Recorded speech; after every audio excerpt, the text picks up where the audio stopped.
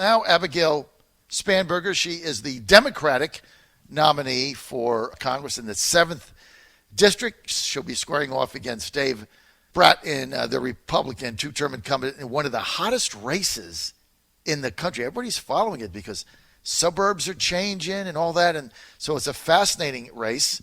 And, Dave is Dave. He doesn't back down. Neither does Abigail. So this is going to be fun.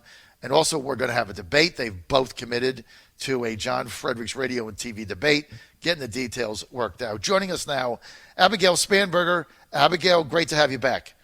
Good morning, John. Thanks for having me on. Okay, look, I'm fired up today about this because you served in the CIA a very long time in a lot of different capacities, senior positions. I don't want to get into it. We did that last time. But you look at the Helsinki press conference, and now with President Trump backtracked a little bit and says, I meant would, not would, etc. And, we were talking about earlier, Abigail, that, it's hard for all of us to believe everything the intel community says on face value because of the WMD situation that we know was a complete and utter lie, right? Or if not a lie, it was certainly bad intel because there were no WMDs there, and we never, ever should have gotten involved in that war. So how do you frame that based on some of the results to what the president said in Helsinki? Well, I think it's a really important position, or the first part of it is really looking to see how this is different. And I completely agree with you. There was really bad intelligence that led us to war in Iraq, and at this point in time, nobody disputes that. But what we're looking at now is the fact that we know a foreign adversary government, a longtime foreign adversary government, meddled, and I'm not talking about collusion, I'm talking about their efforts to meddle and interfere in our elections, the active measures that they took against us, the fact that they hacked a major political party, they hacked one of our presidential candidates, they took active measures to try and impact our election. And from an intelligence perspective, there is evidence that they have done that. There is a strong trail of evidence. So none of our intelligence, no members of our intelligence community disagree on the fact that they took those active measures. And I think that really the concern, as a former intel officer myself, is underestimating Russian active measures is a dangerous mistake for our national security. And honestly, I think it's a difficult thing when we're talking about, in 2016, the active measures were against our election. And so I understand that, then as political parties, people get nervous about talking about, are we talking about the actual election and the outcome of the election? That's not what I'm talking about. I don't want to relitigate what happened in 2016. My concern as an American, my concern as a former intel officer, is that we know without a shadow of a doubt that a foreign adversary nation took active measures against us in 2016. And in 2016, the target was the election, and who knows what it's going to be in 2018, 2019, 2020, because if they were able to hack into a major political party and use that information to meddle and interfere, then what happens when it's our critical infrastructure? What happens when it's our corporations? What they've done and what they've proven that they're able to do is incredibly worrisome. And so that's my perspective. In order to make these conversations productive, we need to be aware of the risk and looking forward so that we can avert that risk. Abigail, so I'm a student of history. I grew up in the 60s, right? So the Russians have been interfering in elections across the West basically since 1919. I grew up when Gus Hall ran for president, 5 times, Communist Party USA, funded by the KGB, and everybody was aware of it. There were no Americans donating to him, right? All the money came from Russia, from the USSR at the time, and they would run a ticket. They would get on the ballot that was funded. Back then it was legal. I remember in the 68 campaign, Lamar Hunt, that owned the Kansas City Chiefs AFL team, gave George Wallace in a meeting $200,000 of cash in a briefcase. So back then there were no rules and you could do whatever you wanted.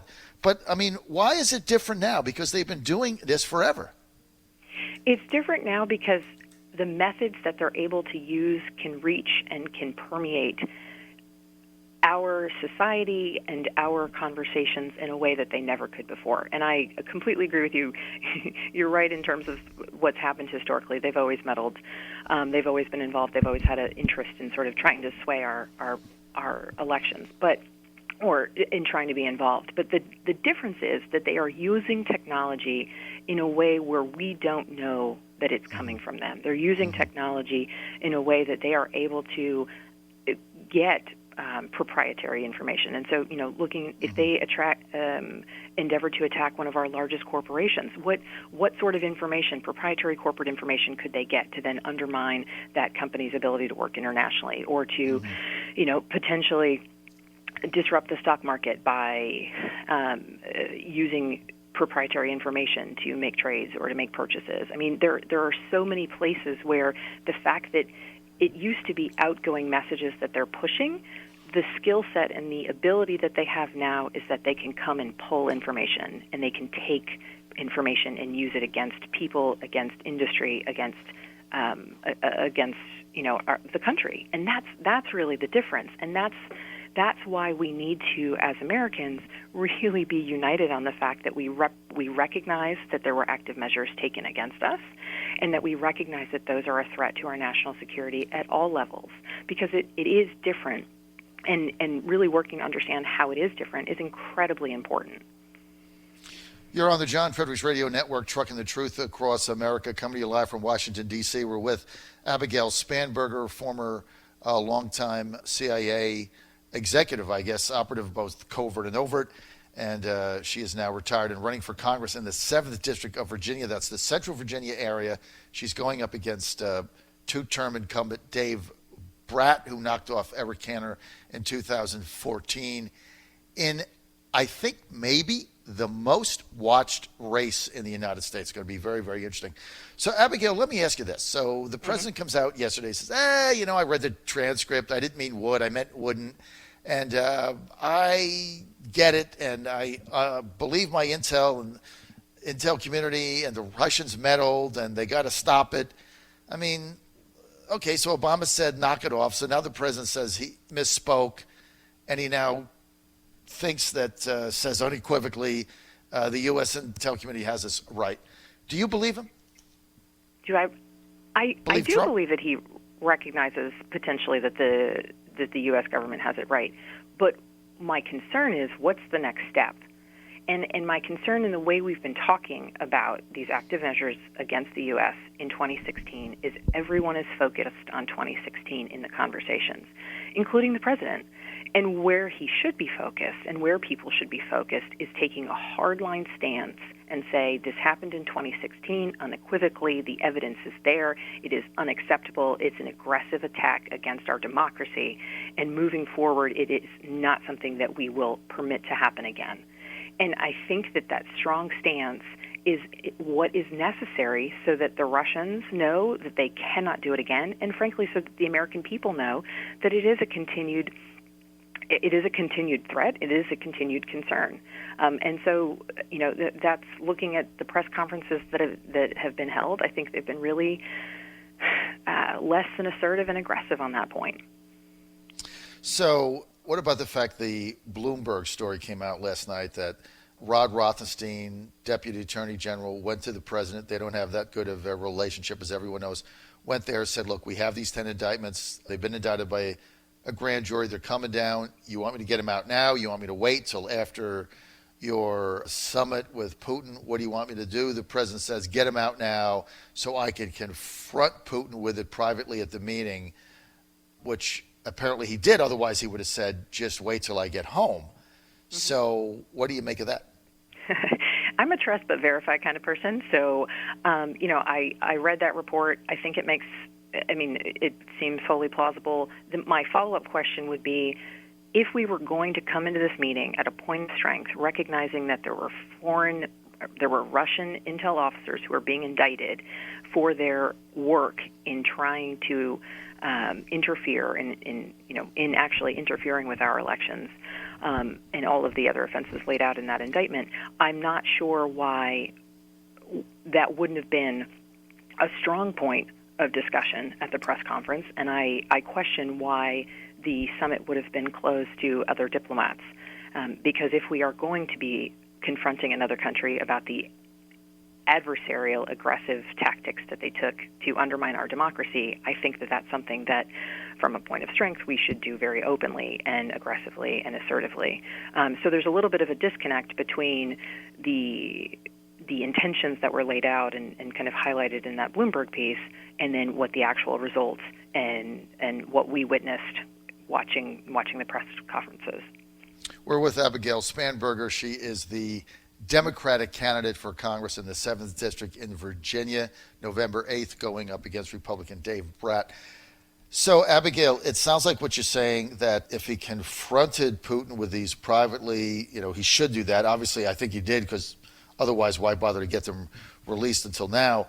But it sounds like that your beef is he should have made that evident in a public format, and he didn't really do that. And he said he messed up a word, but I guess you were looking, as many of the others were, you were looking for more a public display, right?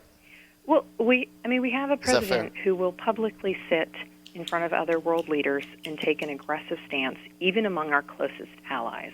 Mm-hmm. And so for me, it is incredibly concerning that the public view of the stance that he takes towards an adversarial nation that attempted to essentially attack and undermine the most foundational piece of our democracy, our elections, that when standing side by side with a leader like Vladimir Putin, that he would not take that same level of an aggressive stance that he's shown with our closest allies. So there's really a disconnect for me there. And while it's been reported that he was a lot stronger in the one-on-one meeting, how are we to know? And it is completely at odds with how it is that he, his stance with Vladimir Putin and everything he said standing next to him, and even the tenor of that press conference was at odds with the fact that he was standing next to a man who led essentially an attack on our democracy. And for me, that was stunning. Abigail, do you care to conjecture on why the president maybe was not strong enough in the public meeting as he says he was in the private meeting? No, it is puzzling to me, and so it's and there is a lot of conjecture out there, but it is disappointing to me as an American. It is concerning to me as someone who worked in national security and cares deeply about national security. But what the reason behind it was, I'm just not sure. And I would hope that our president, and really, everyone in elected office, would understand the significant threat that moving forward, the Russians, who at this point have seemingly started to get away with the active measures they took against us in the past, the threat of them doing it in the future if we're not taking a strong stance against it. So, Abigail, if you were in Congress now, what would you recommend the president do? What action do you want him to take? What do you want him to do? How do you solve this? Yeah. Moving forward from today, how do you solve it? Moving forward from today, I think that we need members of Congress to put country first. We need members of Congress to recognize that in admitting or discussing the fact that the Russians interfered with our elections in 2016, we are not relitigating the 2016 elections. And I think that's an incredibly important piece of it, because once we go down that rabbit hole of the election and how it turned out and who got these votes here and there, it's a distraction, and it's a welcome distraction for the Russians, because we need to be focused on the fact that they had the technical capability to do it, and that our infrastructure, be it the way that Facebook sells ads, or the way Americans consume information, or the way they were able to hack into our voting machines, though there's, from everything I've read, no evidence that they actually tampered with the results, right? The fact that they even had the ability to do that is highly concerning. And so members of Congress should be focused on moving forward to make sure that our 2018 elections are safe, that every place possible we can ensure that people within the private sector, and there's been a lot of this going on, and Facebook and Twitter have both made strong changes to the way that you buy political ads. There's a higher threshold to avoid some of these foreign-bought As we also need to ensure that we're moving on campaign finance reform laws that can ensure that we don't have foreign money funneling into our elections. And at this point in time, there is still the possibility to do that. And so there's some good legislation before Congress that would work on closing some of those loopholes. And I think that people need to find this discussion not as a point of polarization, but really as a point for us to come together as Americans and recognize this is not about the presidency, this is not about a political party, this is about the fact that, as you said, a foreign adversary that has been meddling with us for close to 100 years, continues to do so and has become incredibly successful at it because the technological capability that they have is so expansive and so dangerous. And so in terms of we need to be ensuring that any conversations related to this are focused on moving forward and focused on avoiding threats to our infrastructure, to our corporations, to our elections in the future. And for me, that is the most important piece. We're with Abigail Spanberger. Only got a couple more minutes, Abigail. Do you favor any type of retaliation? I understand you want to put checkpoints in place. Do you favor additional sanctions, expel more diplomats? Do you favor any retaliation based on the 10 GRU operatives that were indicted? Yeah, I think at this point, Congress had already previously said they wanted to put sanctions on Russia. That's not something we move forward on. I think that's something that Congress needs to revisit and, in coordination with the president, needs to really take a strong look at doing that. That's something that I would generally be in favor of. I think that we also need to, see what happens with the indictments of these 10 Russian officers. How does the Russian government respond to that? The fact that the Russian president would offer the opportunity to have Russian intel officers assist with our investigation is incredulous to me. That's certainly an offer that we should not pursue. But we need to take a strong stance on this, and some of it is vis-a-vis is directly how we engage with the Russians, but some of it is how we really make sure that we're fortifying our security and ensuring that our infrastructure is safe moving forward, because we need to rely on information that's coming from our intelligence community to understand what is the grand scheme, what is the grand plan here, and what are the intentions that the Russian government has. Because in 2016 it was the elections. Will it get to a point where it's the electrical grid in 4 or 5 years down the road? And those are the things that we need to ensure that people are talking about and really taking a hard look at. And we do need to take strong action to make sure that people recognize that this is a threat that we know, an attack that we know occurred and a threat that we know continues to exist. So as a former CIA high-ranking official in the many, many capacities you've had, you're saying you do not favor Robert Mueller and his team going to Moscow and interviewing these 10 people who were indicted? No. I would be in favor of, if we are given access to those individuals for interviews, I think that is a strong, that is something that is part of the investigative process. If that's something that Special Counsel Mueller would want to pursue, then that is certainly part of their investigative process. What I do not support would be the idea that we would welcome Russian intelligence officers into our investigation and basically give them further keys to classified American information. Right. All right. I'm glad I got that. Two more quick things, very quick. AUMF, if you're elected to Congress, are you in favor of a new AUMF being debated in the well rather than going with the one that we've had since 2001? Absolutely. Final question. What is the question, when I get him on Monday, the number one question you want me to ask Dave Bratt?